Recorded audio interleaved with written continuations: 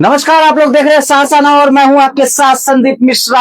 आज बिहार विधानसभा चुनाव 2025 के नतीजे आने वाले, बस कुछ ही पलों का समय बाकी शेष रह गया है और कुछ देर बाद ही चुनावी रुझान जो है वो आपके सामने आने लगेंगे। और सबसे पहले आपको शासना बताता चलेगा पूरे बिहार के चुनावी रुझान और साथ ही साथ सहरसा विधानसभा और सहरसा जिले के अंतर्गत आने वाले तमाम चारों विधानसभा सीटों के सबसे तेज रुझान और सबसे तेज नतीजे केवल सहरसा नाव पर।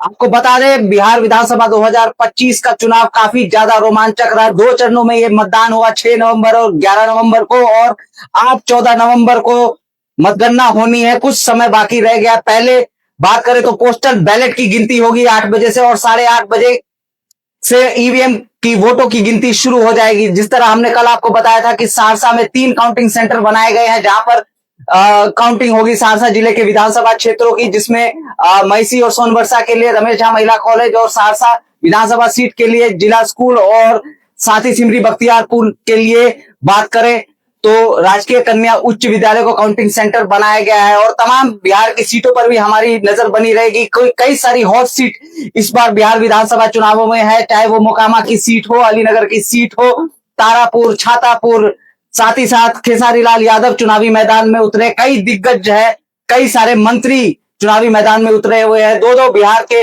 उप मुख्यमंत्री, चाहे सम्राट चौधरी हो, विजय सिन्हा हो, इसके साथ साथ कई बिहार सरकार के मंत्री, चाहे मंगल पांडे हो, नितिन नवीन हो, और भी कई सारे तमाम दिग्गज जो है, आज उनके राजनीतिक भविष्य का फैसला, क्योंकि 5 साल अगर नेता के होते हैं तो वही एक दिन, और आज वो दिन है कि आज जनता जिस पर मोहर लगाई है वो बैठेगा बिहार की गद्दी में। और बिहार में किसकी बहार होगी, किसकी सरकार होगी, सबसे तेज नतीजे हम आप तक पहुंचाते रहेंगे। जिस तरह हमने आपको लगातार कहा, सारी खबरें आपको मिलती रहेंगी सहरसा नाव पर।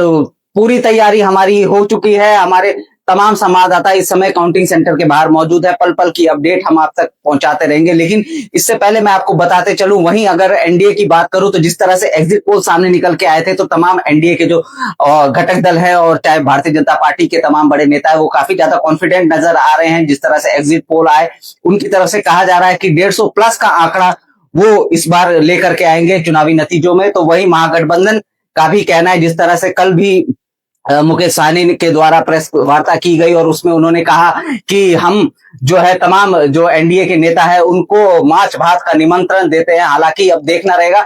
लेकिन जिस तरह से मिठाइयां बननी शुरू हो गई हैं, चाहे वो मोकामा सीट की अगर बात करें तो वहां से दो दिग्गज चुनावी मैदान में थे, चाहे वो अनंत सिंह हो जेडीयू की टिकट पे, तो आरजेडी से सूरज भान सिंह की पत्नी वीणा देवी भी चुनावी मैदान पे है।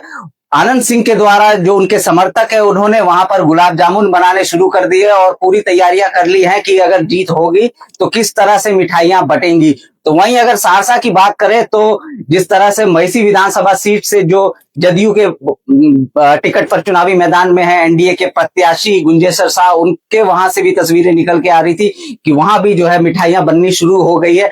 हालांकि अभी चुनावी नतीजों में कुछ समय है, लेकिन जिस तरह से बताया जा रहा है कि 2 बजे तक का समय है, 2 बजे के बाद तस्वीरें धीरे धीरे साफ होने लगेंगी।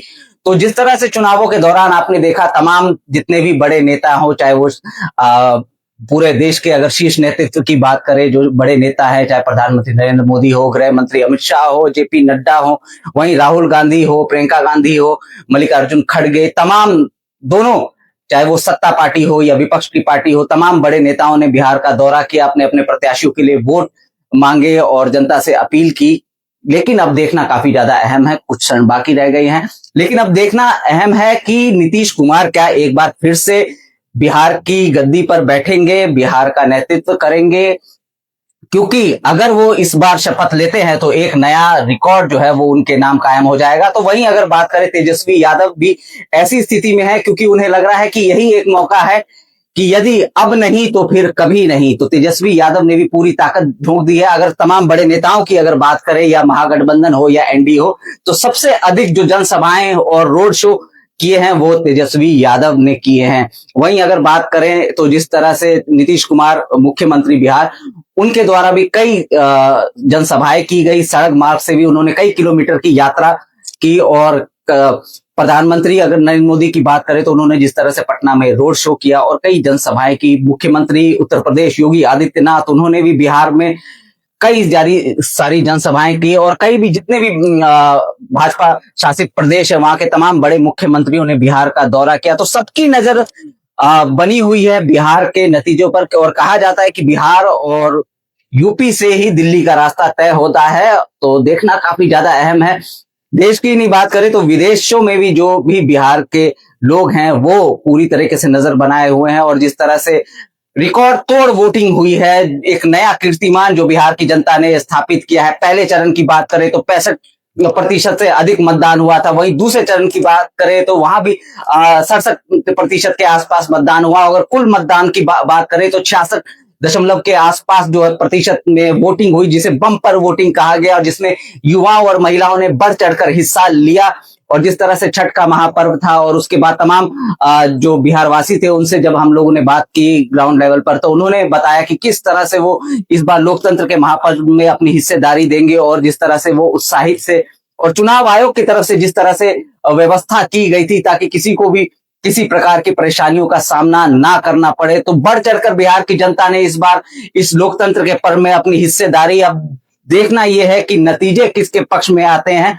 लेकिन तमाम बड़े दिग्गज और जिस तरह से पटना की अगर बात करें तो पटना में भी हलचल पिछले 1-2 दिनों से काफी ज्यादा तेज दिखाई दे रही थी। जिस तरह से मुख्यमंत्री नीतीश कुमार अपने मंत्रियों से मिले, चाहे वो ललन सिंह हो, विजय चौधरी हो, अपने अपने मंत्रियों से मिल रहे थे। वहीं तेजस्वी यादव ने भी अपने कई सारे कार्यकर्ताओं और कई सारे जो उनके समर्थक है उन सबसे बातचीत की। अब देखना यह है कि दावे तो सभी कर रहे हैं, हर एक पार्टी कर रही है, हर एक गठबंधन कर रहा है। वही तीसरा फैक्टर जनसुराज प्रशांत किशोर, उन्होंने भी पूरी ताकत अपनी इस बार बिहार विधानसभा चुनावों में झोंक दी और लगातार वो सड़क मार्ग से यात्राएं करते रहे।